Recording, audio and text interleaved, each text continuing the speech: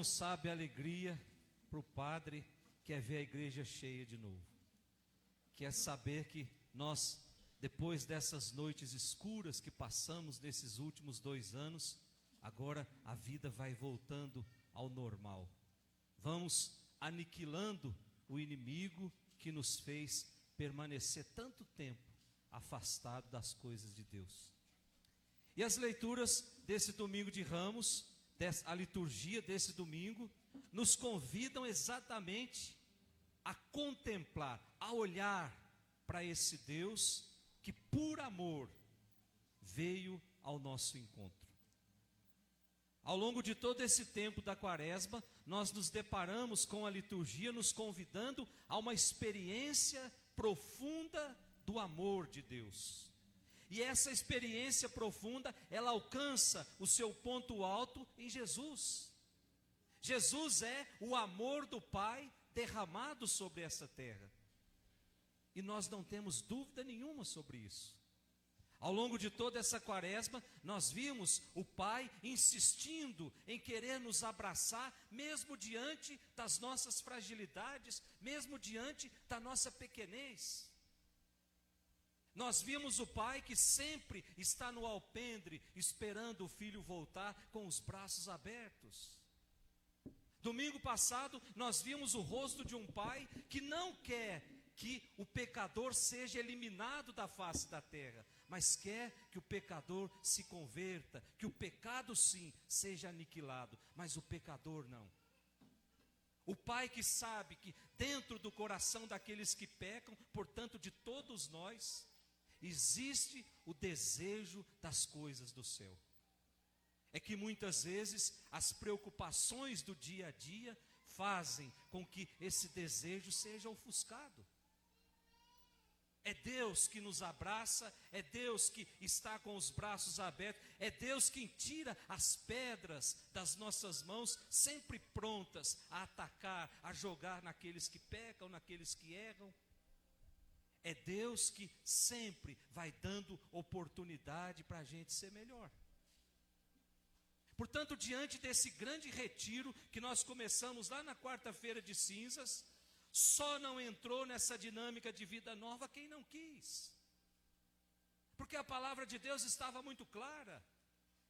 Não existe céu na nossa vida sem antes uma profunda mudança de vida. Não existe caminho para o céu sem antes eu ter trilhado um caminho de mudança lá dentro do meu coração. Nós não vamos chegar no céu cheios de pecado. Por isso, Deus dá a oportunidade de vivermos nesse mundo para que a gente vá se purificando, para que a gente vá sendo melhor a cada dia. E mesmo assim, nós somos fracos.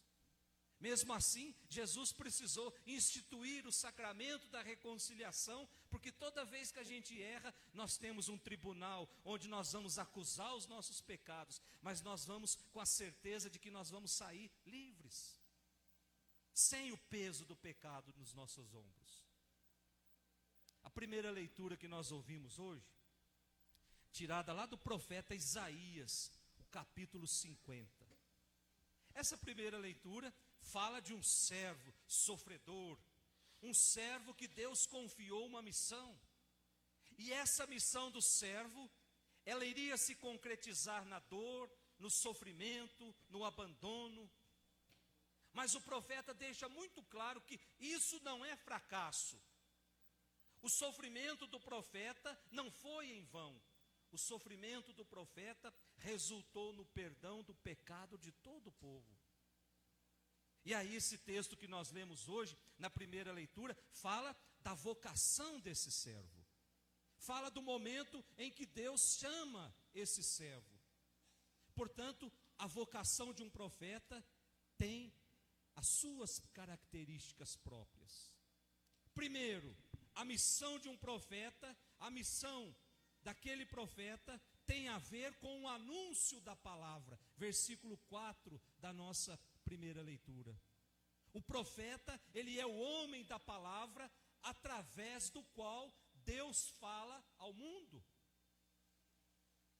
Para isso o profeta precisa estar numa contínua atitude de escuta à palavra de Deus, para que ele possa apresentar Deus para os homens. E aqui a gente começa a perceber quem de fato é um profeta do reino dos céus, quem de fato anuncia a palavra de Deus. Profeta é aquele que anuncia, é a boca de Deus nesse mundo. Quando eu começo a anunciar as minhas próprias ideias, quando eu começo a anunciar as minhas ideologias, eu não estou sendo boca de Deus no mundo. Eu estou realizando um projeto pessoal meu. É por isso que a Igreja Católica existe há 2022 anos. Porque ela anuncia a palavra. Ela não anuncia desejos. Ela não anuncia coisas da cabeça. A palavra é a grande missão da igreja, o anúncio dessa palavra. Levar o mundo a ser melhor a partir da experiência com essa palavra.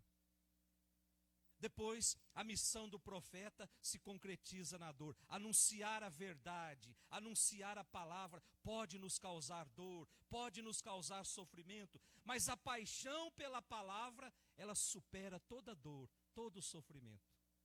Quem é apaixonado pela palavra de Deus, sabe que passa muitas vezes por situações difíceis, que passa muitas vezes por tribulação, por falta de entendimento das pessoas, mas existe no coração a confiança de que Deus não nos abandona nunca, a certeza de que Ele está conosco, a certeza de que nós não estamos só. Ela é uma força de Deus. Versículo 7 da nossa primeira leitura. Por isso, meus irmãos, a nossa missão profética, ela passa primeiramente por sermos palavras vivas de Deus. Através dos nossos gestos, através do nosso comportamento, através do nosso testemunho.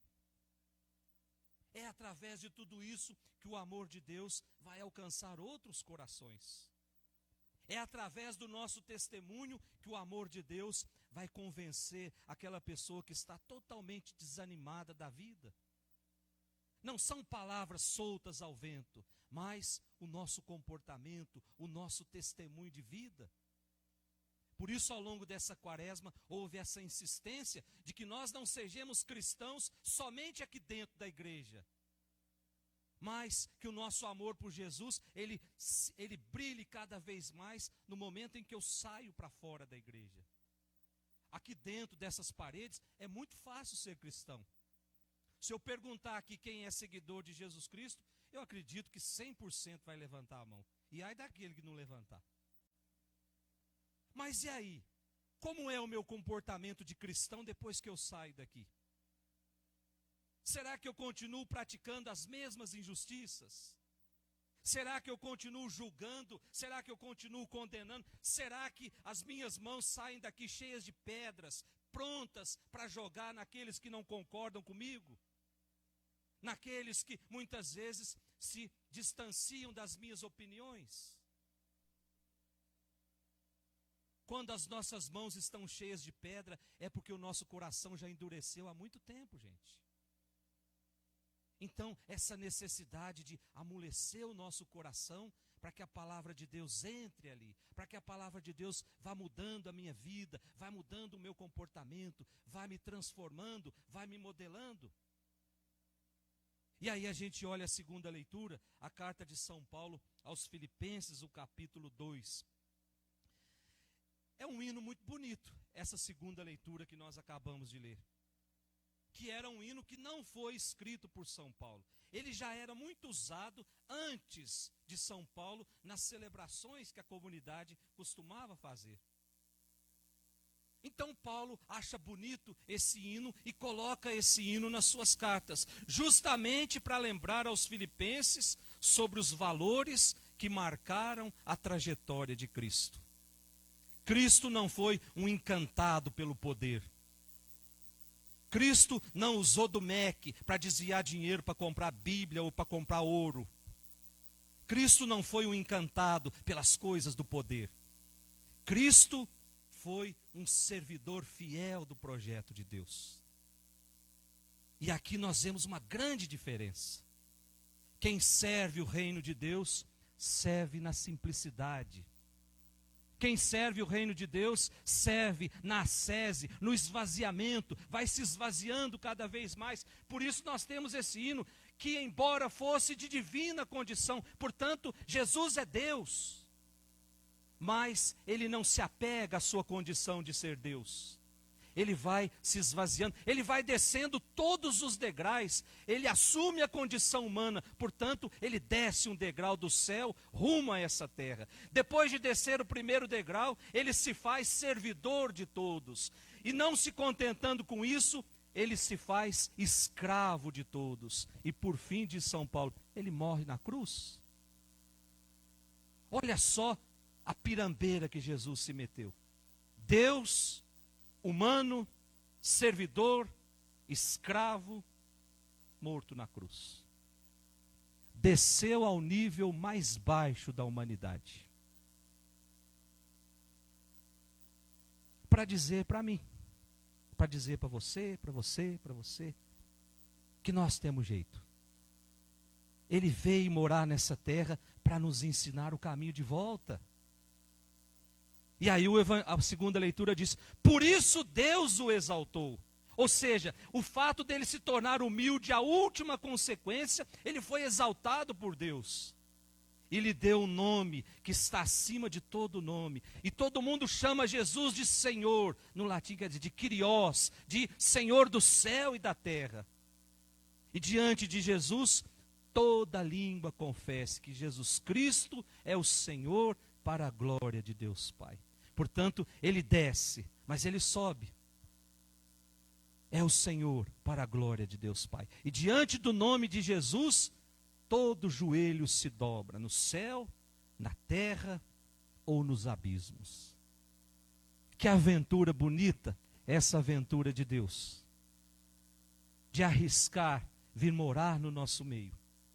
De assumir as nossas misérias. São Paulo aos Hebreus diz que ele carregou sobre si as nossas enfermidades. Ele carregou sobre si as nossas dores. Carregou sobre si as nossas enfermidades. Nós podemos dizer hoje que Jesus morreu de Covid, que Jesus morreu de câncer, que Jesus morreu com uma doença incurável, carregou sobre si as nossas enfermidades, as nossas dores. Mas o mesmo São Paulo vem dizer, por suas chagas, suas santas chagas, nós fomos curados.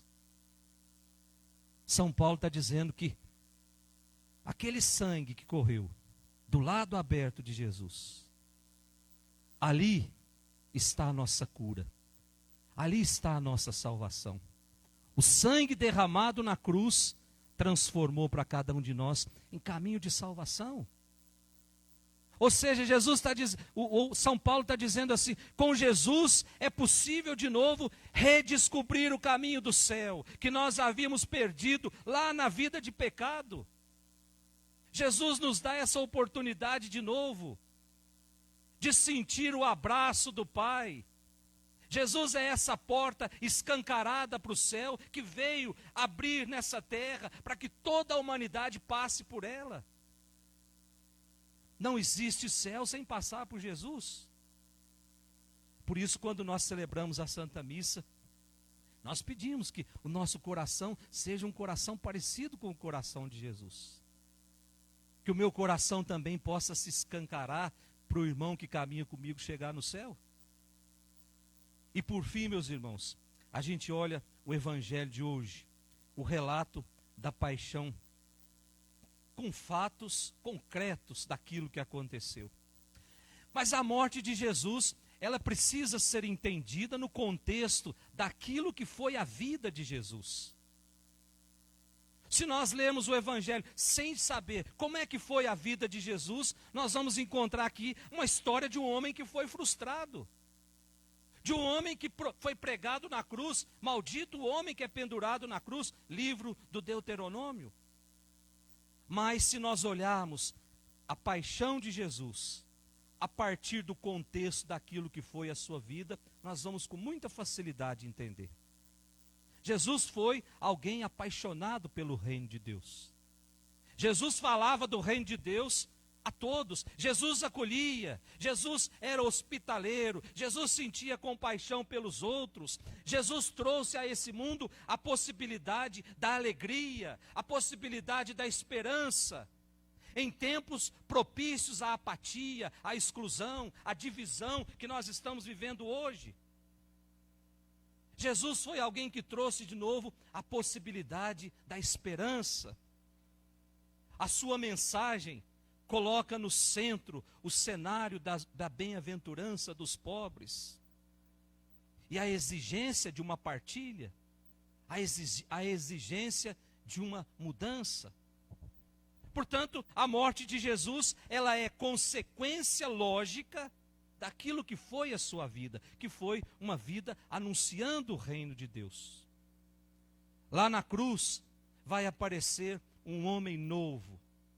Lá na cruz vai aparecer um homem que ama, um homem que fez da sua vida um dom para todos, um homem que aceita com serenidade entregar-se aos projetos do Pai.